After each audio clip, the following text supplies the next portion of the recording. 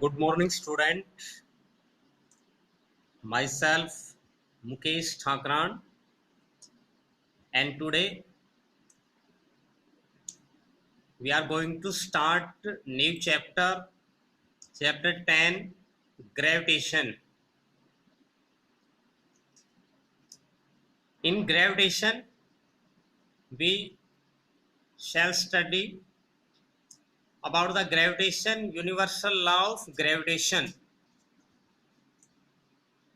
So let's start. First topic is gravitation defined. Gravitation word जो है बेटा it is related to force of attraction due to earth. Earth का जो attractive force है सभी object पर, जिसके कारण से हर ऑब्जेक्ट अर्थ के सेंटर की तरफ अट्रैक्ट होते हैं, इस फोर्स को नाम दिया गया है gravitation. After a number of observation done by the scientists, they predict that there must be a force between any two objects in the universe and they name this force gravitation. इसने कहा कि हर object universe के अंदर हर एक object एक दूसरे object को attract करता है एक फोर्स से, तो उस फोर्स को इन्होंने नाम दिया है ग्रेविटेशन का।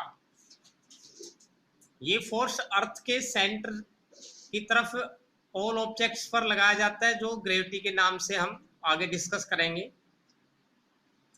अर्थ का जो ग्रेविटेशन फोर्स है वो बोला जाता है ग्रेविटी, और किसी भी ऑब्जेक्ट का जो फोर्स है दूसरे ऑब्जेक्ट पर वो बोला जाता है ग्रेविटेशन।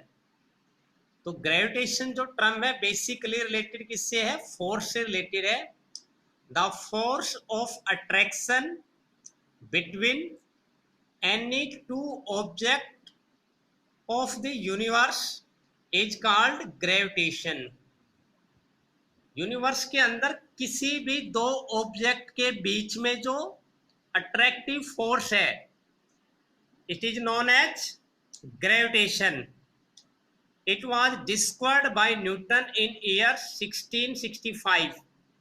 बेटा सबसे पहले ग्रेविटेशन को न्यूटन ने डिस्कवर किया था 1665 में।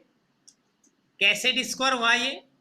When he saw an apple falling down the tree, उसने एक सेब को एक पेड़ से नीचे टूट के गिरते हुए देखा अपने आप। Then he think about it, why the apple fall downward? Why didn't it go upward? So there must be some force which attract it towards the earth. तो इससे उसने आइडिया लगाया कि हर ऑब्जेक्ट हम जो भी ऊपर की तरफ फेंकते हैं वो अपने आप नीचे गिर जाता है कुछ दूरी पर जाने के बाद, और कोई भी चीज फ्रीली ऊपर से गिराई जाती है तो वो नीचे चली जाती है अपने आप। तो यहाँ पर कोई ना कोई फोर्स एक्ट करता है जो ऑब्जेक्ट को अपनी तरफ खींचता है, और इस फोर्स को उन्होंने नाम दिया ग्रेविटेशन का। कोई भी दो ऑब्जेक्ट हो उनके बीच में जो फोर्स होगा it is known as gravitation. इसके बाद में न्यूटन्स ने एक लॉ ड्राइव किया जिससे कि कोई भी दो ऑब्जेक्ट हो अर्थ के अंदर या यूनिवर्स के अंदर, उनके बीच में जो ग्रेविटेशन फोर्स होगा उसकी वैल्यू कैलकुलेट कर सकते हैं। This law is known as Newton's law of gravitation. What do you mean by Newton's law of gravitation? According to this law, every body in this universe attract every other body with a force which is directly proportional to the product of their masses and inversely proportional to the square of distance between them. क्या कहता है बेटा Newton's law of gravitation? Newton's law of gravitation के according इस universe के अंदर कोई भी दो मासेज है अगर किसी डिस्टेंस पर रखे हुए हैं, we take two masses m1 m2 and separate them at a distance r, then they exert a force between them which is directly proportional to the product of their masses। जो इनके मास के product के तो directly proportional होगा, मतलब जितना ज्यादा मास का प्रोडक्ट उतना ही ज्यादा फोर्स, और इनवर्सली प्रोपोर्शनल होगा डिस्टेंस के स्क्वायर के, and inversely proportional to the square of distance between them. Means जितना इन मासेस का डिस्टेंस हम बढ़ाएंगे उतना ही ये जो ग्रेविटेशन का फोर्स है, न्यूटन्स ग्रेविटेशन फोर्स है, वो कम होता जाएगा दो ऑब्जेक्ट के बीच में। तो ये होता है Newton's law of gravitation. To derive the formula for Newton's law of gravitation, let us consider two masses m1 m2 separated at a distance r as shown। Then gravitational force of attraction between them is given according to Newton's law of gravitation, that is F directly proportional to m1 m2 by r square। जो statement हमने define में लिखा है वही यहाँ पे हम लिखा है। F डायरेक्टली प्रोपोर्शनल होता है प्रोडक्ट ऑफ मास के, इनवर्सली प्रोपोर्शनल होता है स्क्वायर ऑफ डिस्टेंस के। डिस्टेंस क्या है r, मास का प्रोडक्ट क्या है m1 m2।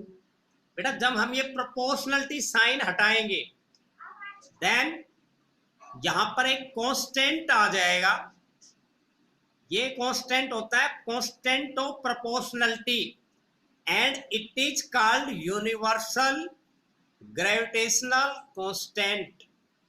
ये जो कांस्टेंट है इसको हम क्या कहते हैं, universal gravitational constant. Capital G से रिप्रेजेंट करते हैं इसको हम।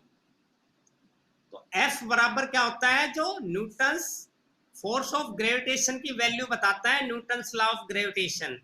इसके अकॉर्डिंग जो ग्रेविटेशनल फोर्स है किसी भी दो मास के बीच में, उनके बीच का डिस्टेंस अगर r है तो वो क्या होगा, F बराबर g m1 m2 अपॉन में r square, square of distance between them. तो ये है बेटा न्यूटन्स लॉ ऑफ ग्रेविटेशन और ग्रेविटेशन की डिफाइन। तो आज आपने स्टडी करना है ग्रेविटेशन चैप्टर 10 फिजिक्स 9th का, ठीक है। इसमें ग्रेविटेशन और न्यूटन्स लॉ ऑफ ग्रेविटेशन, इसको हम यूनिवर्सल लॉ ऑफ ग्रेविटेशन भी बोलते हैं, ठीक है। आज का आपका टॉपिक ये। Thank you.